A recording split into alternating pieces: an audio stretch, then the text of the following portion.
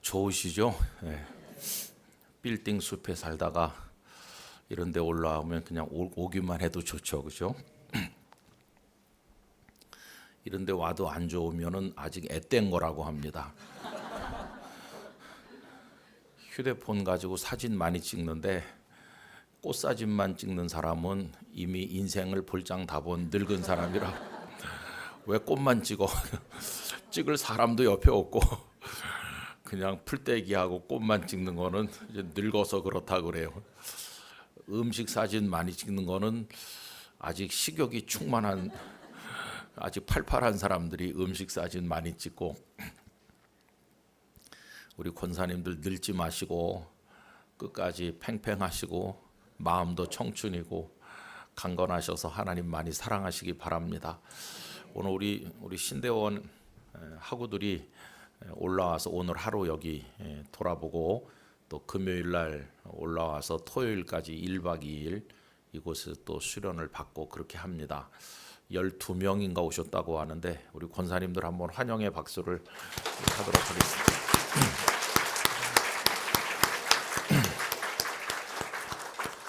또 여기서 이렇게 모임할 때마다 우리 수련을 위해 봉사하시는 분들이 참 많으세요. 여기서 붙박이로 일하시는 여러 직원과 스태프들 말할 것도 없고, 또 권사님들 여러분이 오시고 주방에서 또 봉사하시는 분들 많으신데 그분들께 또 감사의 박수를 한번 하겠습니다. 고맙습니다.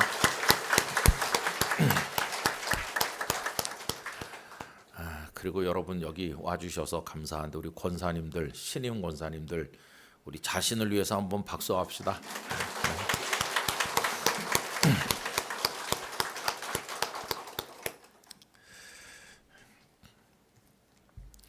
오늘 권사님들 처음 되신 우리 신임 권사님들 수련회인데 제목을 권사 되지 마세요 이렇게 했습니다. 큰일 났네. 권사 됐는데 어떡하지?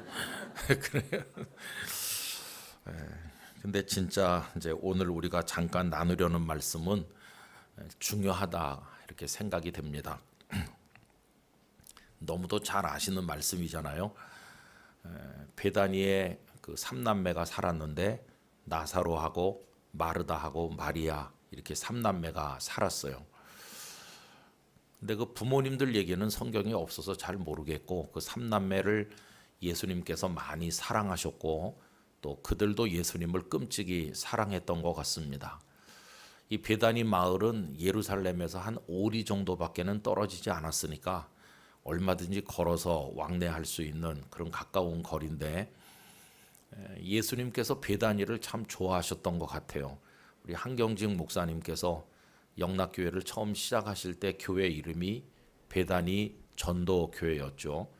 그러다가 이제 원래 우리 교단 정책이 교회 이름을 그 지역 이름을 따서 짓도록 그렇게 했었습니다. 그래서 보면 뭐 어느 지역 이름을 그대로 딴 교회가 있고 그 다음 교회는 다른 교회가 벌써 그렇게 했기 때문에 할 수 없이 뒤에다가 제일 뭐 중앙 뭐 이런 식으로 또 하다 안 되면 뭐 제2, 제3 막 이런 식으로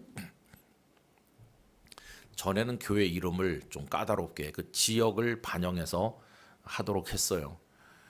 요즘엔 교회 이름이 너무 어떻게 보면 다양하다 보니까 무질서해 보이기도 하는데 어쨌든 옛날엔 그랬습니다.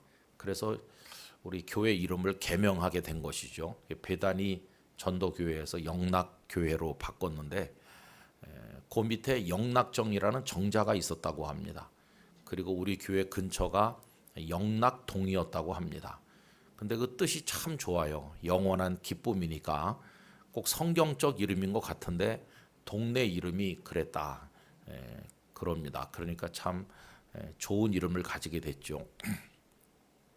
근데 한 목사님 마음에 왜 베다니라는 이름으로 했을까 생각을 해보니까 예수님께서 베다니를 사랑하신 그걸 한 목사님께서도 읽으셨기 때문이라고 생각합니다.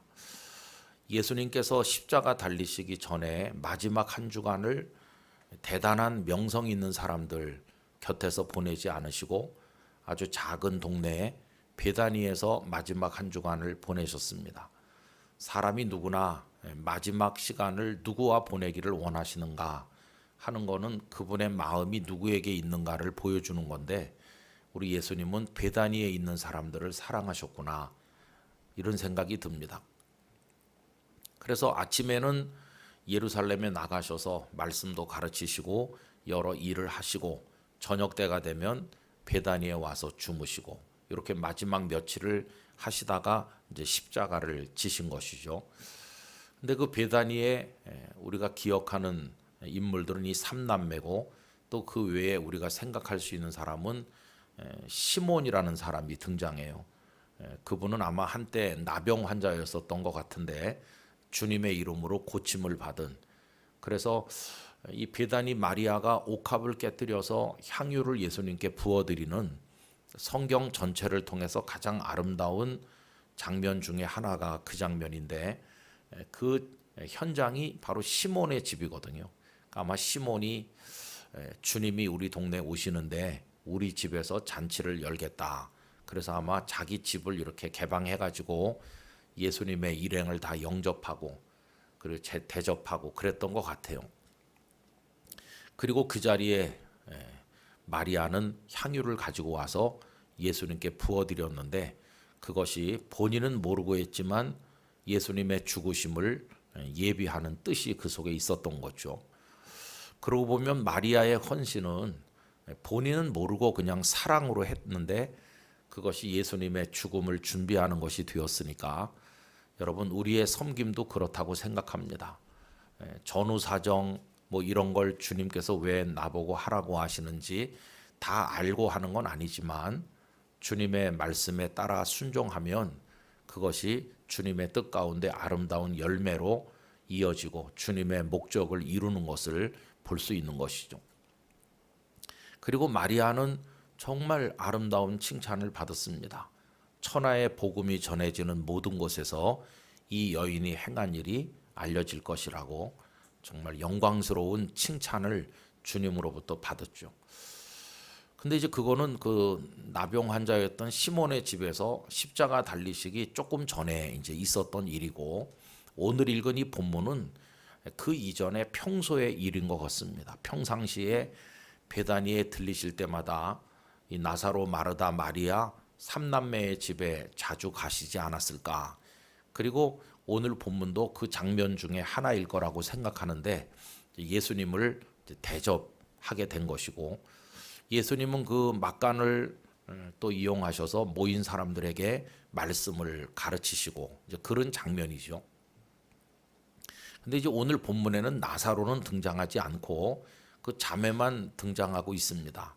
그런데 마르다는 준비하는 일이 많다 그렇게 나와 있어요. 여러분 40절에 보시면 마르다는 준비하는 일이 많아 그랬는데 거기 각주가 붙어 있잖아요. 그 밑에 나누에 가서 보시면 그 준비를 뭐라고 또 설명했냐 하면 봉사 이렇게 설명했어요. 그러니까 여러분 제가 오늘 권사되지 마세요라고 이렇게 제목을 붙인 거는 우리 한국교회 맥락에서는 장로님이 되시든 권사님이 되시든 이렇게 직분을 받는 거는 봉사하라고 하는 거다. 이렇게 연결하는 거예요. 그죠? 그래서 자꾸만 이렇게 뭔가를 해야 되는 걸로 생각해요. 그래서 뭘 해야 된다고 생각하니까 따라오는 단어가 뭡니까? 충성해야 된다. 이렇게 생각하고 또 충성도 보통으로 하면 안 되고 죽도록 이렇게 해가지고 찬송가에도 그게 후렴으로 반복되는 그런 찬송가가 있잖아요. 그런 찬송가 부를 때마다 한편으로는 회의가 느껴지고 한편으로는 부담이 느껴집니다. 왜 그러냐 하면은 죽도록은 빼놓고 그냥 충성도 제대로 못하는데 그런 부담, 마음에 부담이 있어요. 이런 찬송을 이렇게 목소리 높여서 화음까지 넣어가지고 불러야 되는 건가 그런 부담도 한편으로 있고 또 한편으로는 이게 우리가 하나님 앞에 나갈 때 꼭 그런 걸 원하시는 것일까? 여러분 하나님과 우리 사이의 관계를 아버지와 자녀의 관계로 얘기하는데 아버지가 어린 아이 보고 야 너 봉사해라 이렇게 요구하진 않잖아요. 우리 상식적으로 생각해 보면 우리 아버지는 어린 아이가 그냥 그 앞에 있기만 하면 되는 거예요. 그 눈앞에서 그냥 재미있게 행복하게 살고 재롱 부리고 그냥 그걸로 충분하지. 너 왜 봉사 안 하냐? 이렇게 몰아붙이는 아버지는 없잖아요.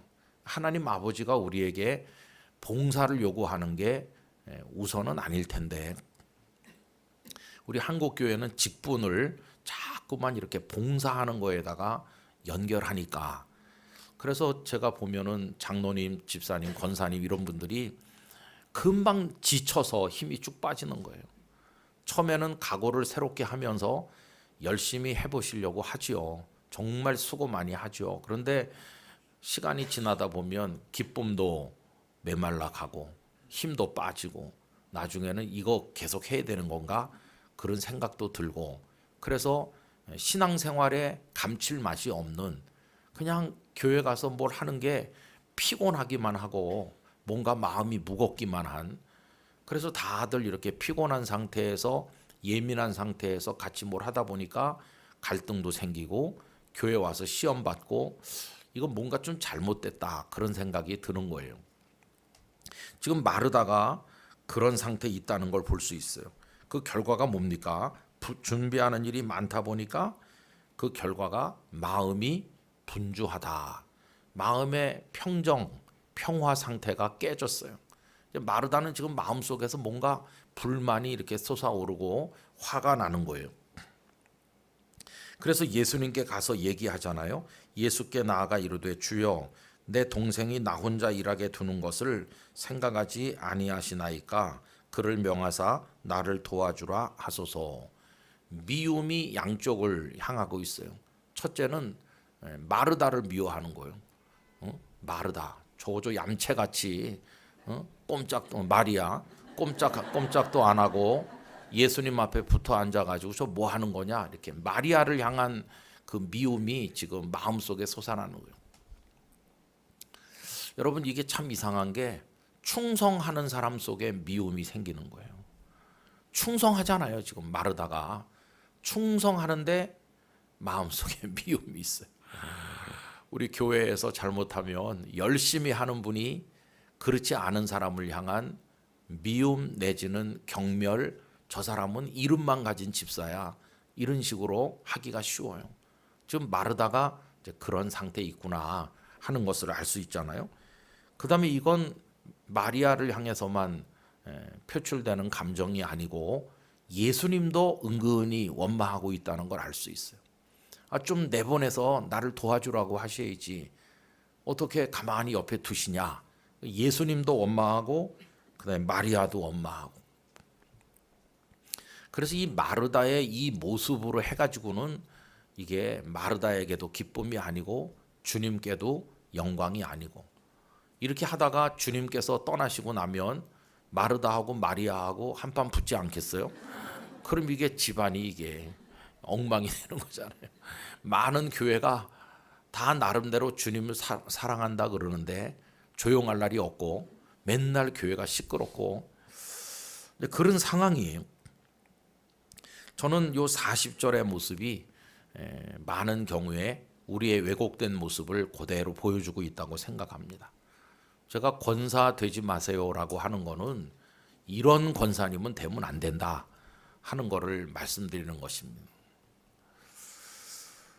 그래서 이제 주님께 항의를 했더니 41절 주께서 대답하여 이르시되 마르다야 마르다야. 이 마르다의 이름을 두 번이나 부르신 것은 예수님께서 마르다를 애처로워하신 것 같아요. 그냥 이렇게 지나가는 말로 가볍게 한번 하실 수도 있는데 두 차례나 부르신 것은 마르다의 마음에 더 가까이 다가서시려는 주님의 간절한 마음 같은 게 여기서 느껴지는데 두 번이나 부르시면서 내가 많은 일로 염려하고 근심한다. 예수님은 딱 그의 영적 상태를 진단하셨어요. 마치 청진기를 대본 의사가 어떤 병, 어떤 증세를 딱 파악하는 것처럼 주님은 몇 가지로 얘기합니까? 첫째, 많은 일. 이게 많은 일이 원인이 되고 있는 거예요. 많은 일. 그 결과로 염려, 근심. 내년도 우리 영락교회 교회 표를 정했는데 복음의 능력으로 춤추는 교회 이렇게 정했거든요. 저는 소원이 뭐냐 하면 우리 영락교회 성도들이 주님으로 인해서 행복한 거, 주님으로 인해서 기뻐하는 거, 저는 그게 목사로서의 소원입니다. 우리 성도들이 행복한 성도가 됐으면 좋겠어요.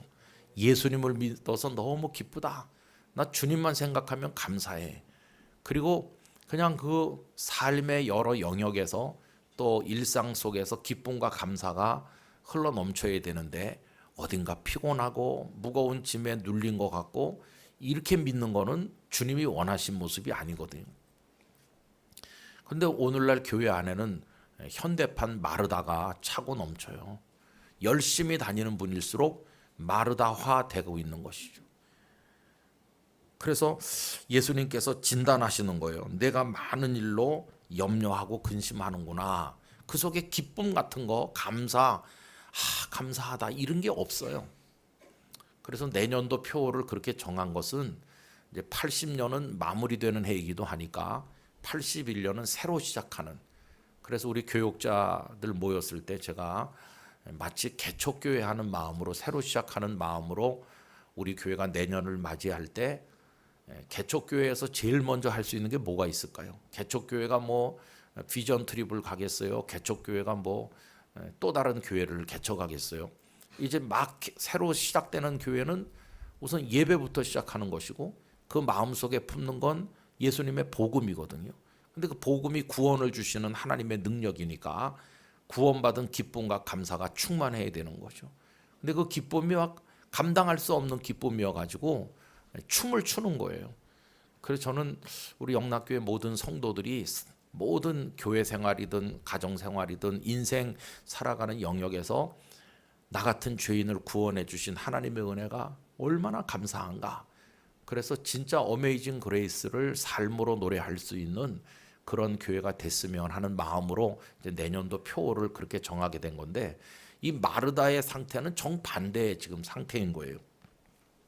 그래서 예수님께서 이제 진단만 하신 게 아니라 처방도 이제 하시고 계시는 건데 42절 몇 가지만 하든지, 그 몇 가지만은 그 앞에 나오는 많은 일과 반대되는 거죠. 너무 많은 잡다한 것으로 인해서 네 마음에 염려와 근심이 가득한데 몇 가지만 하든지 혹은 한 가지만이라도 족하니라.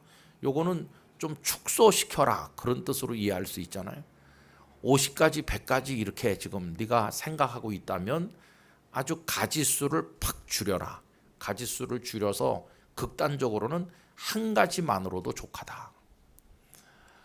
여기서 한 가지가 뭘까에 대해서는 우리 교회 전승에서 이해가 참 다양해요. 한 가지가 뭘 말하는 걸까? 어떤 분은 이렇게도 설명하더라고요. 지금 마르다가 예수님과 그 일행을 대접하려고 하기 때문에 우리식으로 말하면 상을 차리는 중이다. 밥도 하고 국도 끓이고 반찬도 만드는데 반찬을 너무 여러 가지 하지 말아라. 그냥 김치 하라면 돼. 어떤 목사님이 이렇게 설명하더라고요. 뭐 그런 뜻은 아니겠지만 의미는 알 것 같아요. 너무 이렇게 마음이 막 분산될 정도로 분주하게 그렇게 하지 말고 조금 마음에 불필요한 것들은 다 잘라내라. 마음을 정돈하는 거죠. 여러분, 우리가 어질러진 책상을 정리할 때 그대로 놔두고는 정리가 안 되니까 일단은 버려야 될 것들 버립니다. 낙서했던 종이, 휴지 뭐 이런 거, 그런 거 다 일단 버리고 나서 남아있는 것 중에서 정리를 하는 것처럼 일단 정리하는 것. 정리는 가지수를 줄이는 거고 그 다음에 버리는 거고 비우는 거고 제거하는 것이고 그런 거죠. 일종의 자기 부인이라고 생각하는데, 그래서 자신을 작은 크기로 만드는 거죠. 우리는 판을 벌리는데 좀 익숙합니다. 그래서 가지수를 많이 이렇게 늘어놓으면은 나 이런 사람이에요, 이렇게 드러내고 싶은 그 자기 부인과는 조금 반대 방향 아니겠어요? 가끔 사람들 만나면 명함을 받을 때가 있는데 명함에 막 한 15가지씩 써 있는 분도 있어요. 막 빽빽하게 써 있으면은 아예 안 읽고 말아요. 그 언제 깨알 같은 글자를 이분이 어떤 사람인지를 그렇게 알고 싶은 마음이 느껴지질 않아요. 근데 크다맣게 하나만 있는 사람, 하나만 있으면 눈에 확 띄고 뭐 금방 알잖아요, 그죠? 제가 설교하러 어디 가면은 장황하게 설명해요. 근데 설교하러 왔으면은 저를 그냥 목사라고 해주면 목사니까 설교하러 왔지. 그러면 충분한데 별거 다 뭐 소개해요. 예를 들면 무슨 뭐 문화법인 뭐 이사장, 또 무슨 영락학원 이사장, 그거랑 설교하는 거랑 무슨 상관이 있습니까? 아무 상관도 없는 거예요. 그게 이제 여러 가지 벌려놓고 있는데 말하자면 그게 우리 머릿속을 복잡하게 하는 거죠. 다 이렇게 버려놓고 주님 앞에서는 주님의 은혜가 없이는 살 수 없는 연약한 존재인 나, 그거 하나면 충분한 거예요. 주님, 제가 여기 있습니다.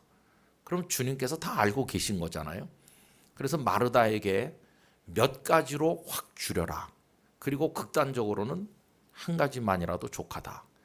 그래서 이제 한 가지가 뭐냐를 아까 그 반찬 가지고 얘기하는 목사님도 있다고 그랬는데, 이제 많은 분들이 이해하기는 지금 마리아가 하고 있는 그거를 지칭하신 것이라고 이해하는 분이 많아요. 그럼 마리아는 뭐라고 있었습니까? 39절로 올라가 보면 마리아라 하는 동생이 있어. 마리아가 하고 있는 건 하나입니다. 주님의 발치에 앉아서 그의 말씀을 듣는 거. 그거 하나만 지금 마리아는 하고 있는 거죠. 어쨌든 여기서 우리가 알 수 있는 것은 뭐냐 하면 주님은 마르다가 하고 있는 여러 가지 일, 그로 인한 그의 번뇌, 근심과 염려가 잘못됐다는 것을 지적해 주시면서, 그러니까 항의도 하고 미워하기도 하는 건데, 그러지 말고 마리아가 하는 것 그 한 가지가 좋지 않느냐, 이렇게 제안하신 것으로 이해하는 거죠. 그럼 이제 우리가 마르다적 삶을 익숙하게 살아오고 있다면 이제 마리아의 모습으로 좀 옮겨갈 필요가 있겠다 하는 생각이 들고, 우리 영락 수련원은 무수한 마르다들을 마리아로 바꿔주는 곳이다, 그런 생각이 들어요. 이 마리아의 마음속에는 주님을 바라보는 기쁨이 있는 거죠. 기쁨. 예수님을 바라보는 기쁨. 그게 복음을 따라서 복음을 믿으면서 살아가는 사람들의 기쁨 아니겠어요? 그래서 여기 39절에 나와 있는 마리아가 했던 간단한 행동, 거기에 우리가 집중하기를 원하는데, 첫째는 주의 발치에 앉아 있다. 여러분이 발치라고 하는 표현은 아주 가깝게 그런 뜻입니다. 주님은 여기 계시고 이 마리아가 저 끝에 있고, 그러면 발치라는 표현을 안 썼을 거예요. 그러니까 제일 가깝게 있는 거예요. 주님께 아주 가까이. 주님의 발이 닿을 정도로 가깝게. 그래서 이거는 주님께 가까이 있음을 보여주는 거다. 여러분, 우리가 마리아적 삶을 살기 위해서 필요한 첫째는 주님 앞에 있는 겁니다. 주님 앞에. 근데 주님 앞에라고 하는 이 말은 여러 가지를 함축하겠죠. 그것이 기도를 의미한다고 할 수도 있고, 주님을 대면하는 시간이라고 할 수도 있고, 하여튼 주님께 이렇게 집중하는 시간인데, 우리는 오늘의 삶을 살면서 주님 앞에 있을 때보다는 사람 앞에 있을 때가 훨씬 많아요. 사람의 시선 앞에 있는 거죠. 근데 여러분, 사람과 같이 있는 시간이 좋기도 하지만 엄청나게 피로가 쌓이기도 한다는 걸 아시잖아요. 저도 여기 오기 전에 벌써 오늘 아침에 어떤 모임에 가서 어떤 회의 같은 걸 한판 하고 오는 길이거든요. 아침밥도 먹고 또 7시 반에 모여서 9시 반까지 하고, 그리고 이제 지금 일로 오는 건데, 그리고 오는 동안에 차 안에서 제가 뭘 했을까요? 피곤하다. 그래서 이제 한잠 자고 왔습니다. 사람하고 모여서 아침 밥 먹고 그런 게 좋은 일이면서도 이게 참 피곤한 것이거든요. 사람은 없으면 못 살 소중한 존재입니다. 그러나 동시에 사람은 우리를 힘들게 하는 존재이기도 해요. 그래서 깊은 산에 등산 가면 제일 무서운 게 사람입니다. 사람. 인적이 드문 산골짜기에서 인기척이 아주 무서운 겁니다. 반가워야 되는데 사람 있네. 그건 멧돼지를 보는 것보다 어떤 때는 더 사람이 더 무서울 때도 있는 거죠. 물론 멧돼지도 무섭습니다. 한 10몇 년 전에 설악등 입구에 거기 호텔들이 좀 있는데, 그 안에 맨 안쪽에 있는 호텔에서 총회가 하는 무슨 프로그램이 있어가지고 갔어요. 하룻밤을 잤는데, 왜냐하면은 아침 9시부터가 제가 강의하는 시간이어가지고 갔는데 새벽에 한 4시쯤 깨니까 할 게 없잖아요. 그래서 이제 일찍 나와서 기도하는 마음으로 그 호텔 근처를 어슬렁거리다가, 그럴 게 아니라 요 가까운데 산에 갔다 와야 되겠다. 거기서 한 2시간이면 이제 1시간 코스를 왕복할 수 있으니까, 그래가지고 이제 거기 금강굴 쪽으로 이제 거기 좀 자주 와봤기 때문에. 근데 그때 껌껌할 때예요. 껌껌해가지고 잘 분간이 안 되는 때인데 등산객도 아무도 없고, 근데 하여튼 제가 혼자서 이렇게 평상복으로 이렇게 올라가다가 멧돼지랑 마주쳤거든요. 그래서 멧돼지가 길 한복판에 나와가지고 그 시간이 제 느낌에는 한 10분은 된 것 같아요. 한 20m쯤 되는 거리에 딱하니 버티고 섰는데 갈 생각을 안 하더라고요. 그래서 뭐 저도 갈 생각을 안 했죠. 아마 그날 멧돼지도 절 보고 무척 놀랐을 거예요. 굉장히 그날 스트레스 받지 않았을까. 마주보고 한참 서 있었어요. 근데 좀 걱정되더라고요. 왜냐하면 돌진해서 오면 어떡하지? 주변에 나무가 없나? 뭐 별 생각을 다 했어요. 기도도 하고, 주여 누군가 오게 해주세요. 그래서 근데 여러분, 사람이 더 무섭습니다. 사람. 그렇게 혼자 산에 다니다가 오래전에 지리산에 가서 거기 한 1100m쯤 되는 데서 해가 져가지고 아무도 없는 산 속에 노고단에 가서 자려고 그랬는데, 지리산 노고단은 1500m입니다. 그 산장이 400m나 올라가야 되는데 벌써 깜깜해져가지고 못 가요. 그 1인용 텐트를 깊은 산속 아무도 없는 곳에 치고, 바닥도 평평하지도 않아요. 거기서 혼자 잠이 들었는데 거기 사람이 오더라고요. 한 9시 넘어서 10시나 됐는데 발자국 소리가 들리니까 그게 진짜 무서운 겁니다. 그래서 제가 그 순간적으로 좀 당황했어요. 어떡하지? 이걸 가만히 숨 죽이고 누워 있어야 되는지, 아니면 여기 사람 있수다 그러면서 나도 나가야 되는 건지. 그러다가 나가야 되겠다 이렇게 생각을 하고 텐트 바깥으로 나와서 프레시를 탁 켜면서 그건 누구요? 이렇게 말을 하는 그 순간 그 사람 비명을 지르면서 그 상대방이 저보다 훨씬 놀래거든. 그 사람이 이러더라고요. 너무 놀래가지고. 진짜 놀란 것 같아요. 갑자기 산속에서 그러니까. 그 제가 어디서 왔냐 그랬더니 경남 밀양에서 왔다고. 어디까지 가시려고 그랬더니 노고단 산장까지 가려고 그러는. 나도 거기까지 가려고 그랬는데 너무 위험하니까 여기서 자는 건데 선생님도 그냥 여기서 제 옆에서 같이 자는 게 어떠냐. 그래서 1시간 얘기하다가 생판 모르는 남자랑 나란히 텐트 치고 잤는데, 여러분 사람이 진짜 무섭습니다.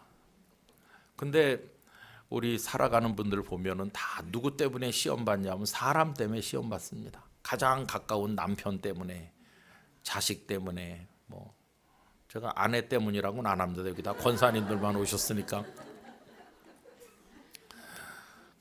그래서 이 사람이 참 힘든 거예요. 근데 이제 목회는 목회는 누구와 하는 겁니까? 성도들과 하는 거예요. 근데 이제 성도 그러면 괜찮아 보이는데 성도도 사람이잖아요, 그죠? 그러니까 이제 목사님들이 왜 여기 남한산성 수련원에 왜 와야 되냐 하면은 여긴 성도가 없는 곳이니까. 여기가 피난처입니다, 목사님들의 피난처. 근데 마리아는 지금 주님 앞에 있잖아요, 주님 앞에.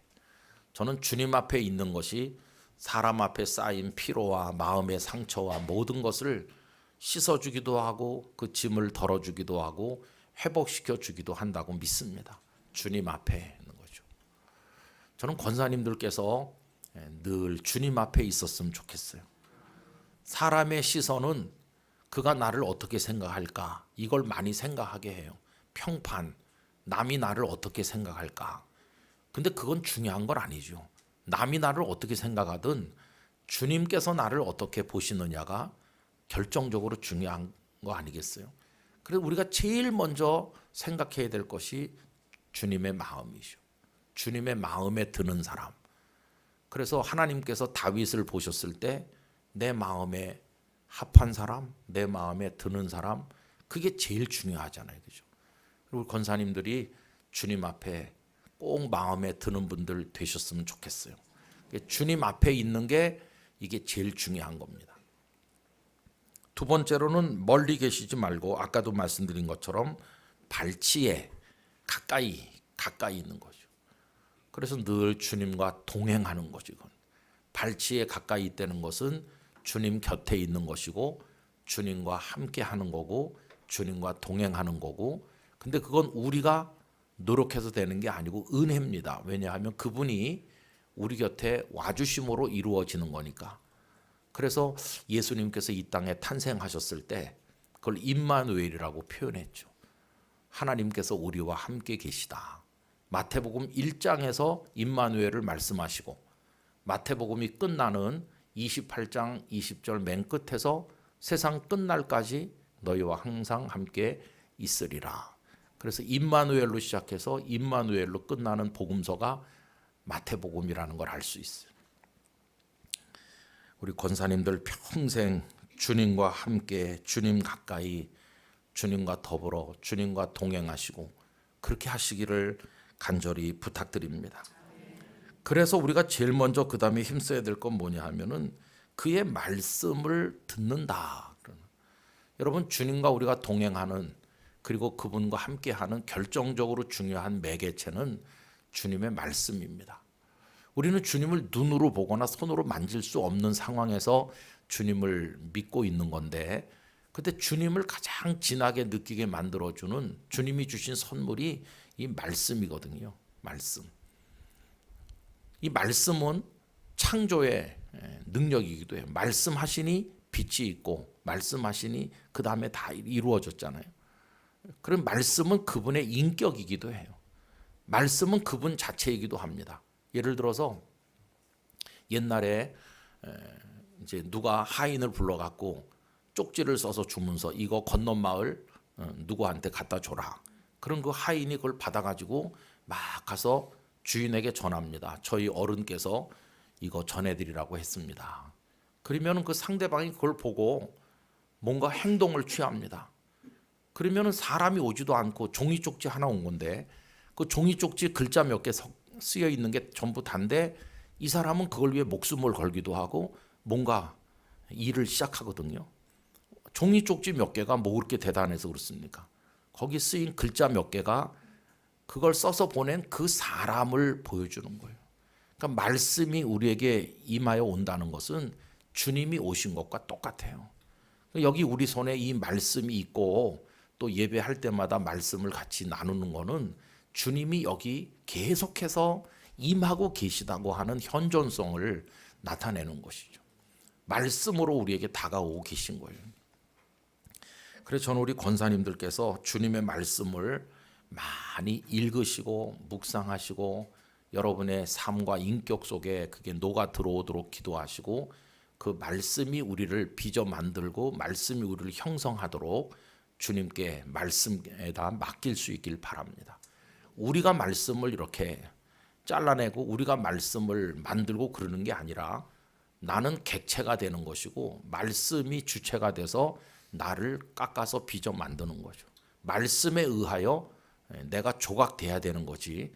내가 이 말씀은 마음에 안 들고 이 말씀은 좋고 이렇게 해서는 안 되고 말씀이 나를 새롭게 하는 거죠.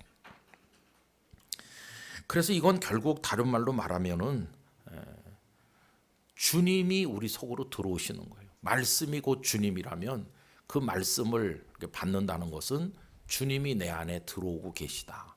임재하고 계시다. 그걸 의미하는 것이죠. 그럼 말씀이 있는 곳에 반드시 같이 따라오는 것은 뭐냐 하면 기도죠. 기도. 그래서 이제 종교개혁자 루터는 하나님의 말씀이 성령 안에서 선포될 때 믿음이 생긴다.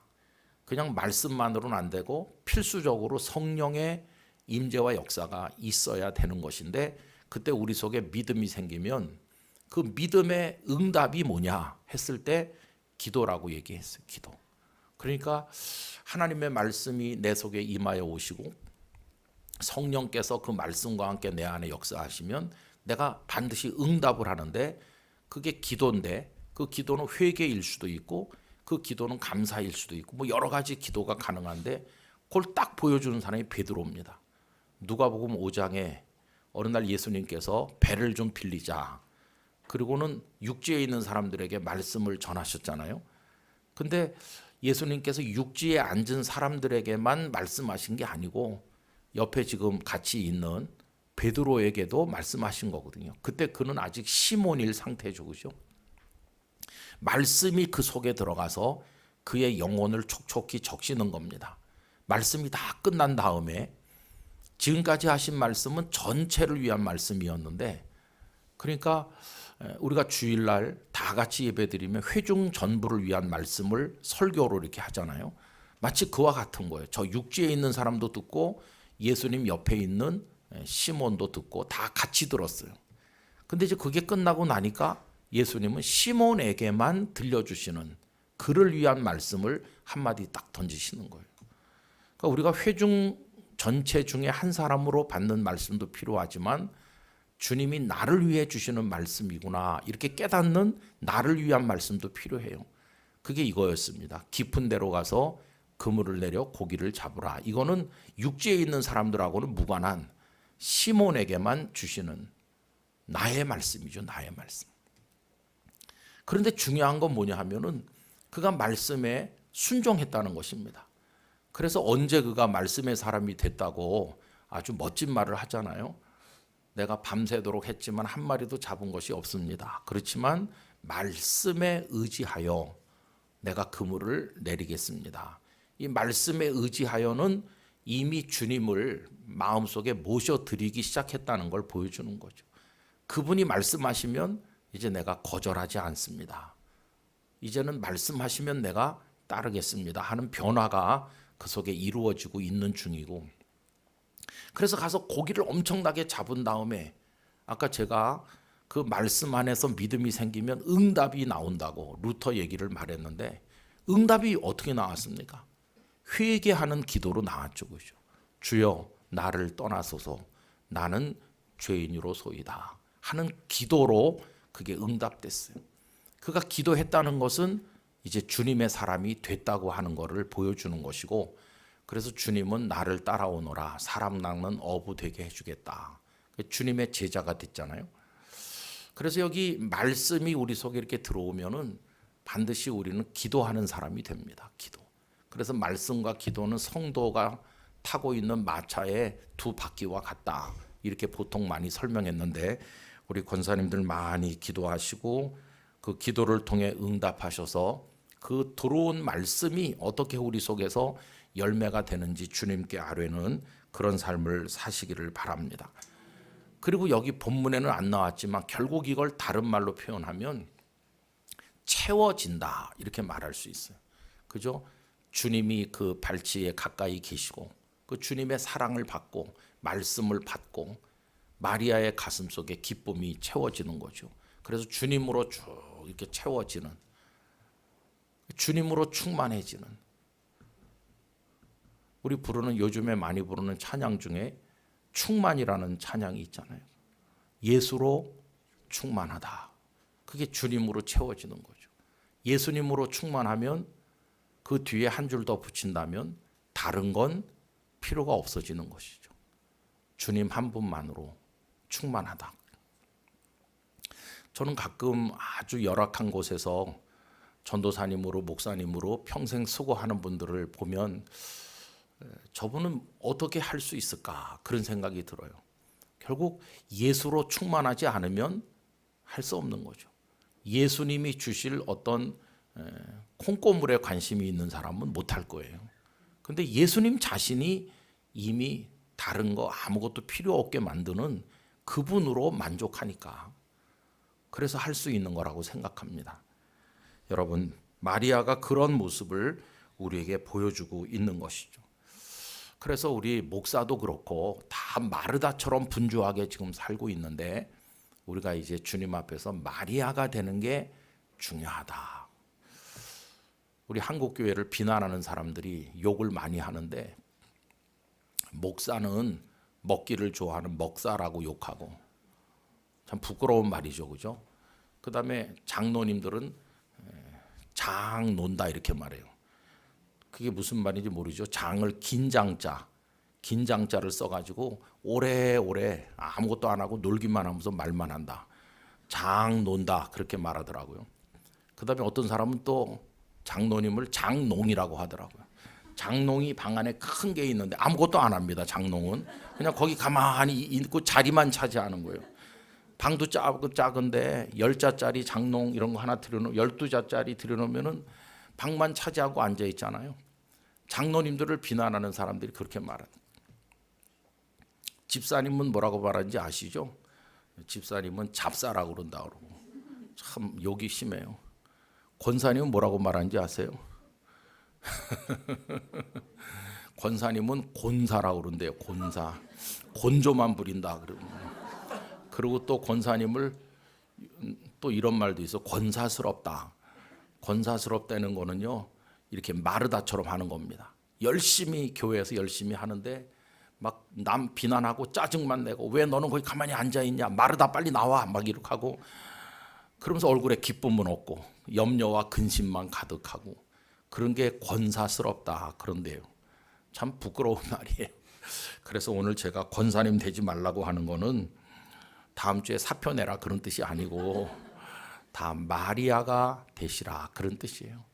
주님 가까이에서 말씀으로 여러분을 채우시고 주님을 믿는 기쁨이 충만하시기 바랍니다. 충만하시기 바랍니다. 감사가 넘치시길 바랍니다. 행복한 권사님들이 되셔야 돼요. 권사님들의 얼굴이 환해지셔야 돼요. 달덩이 같다고 옛날에 보통 그러는데 보름달 같이 권사님들 보기만 해도 성도들이 격려가 되고 기쁘도록 우리 영락교회 권사님들 다 그렇게 되시기를 간절히 축복합니다. 그래서 우리 기존의 선배 권사님들이 많으신데 그 선배 권사님들과 함께 잘 하셔서 하나님을 기쁘시게 하는 하나님의 따님들 다 되시기를 간절히 축복합니다.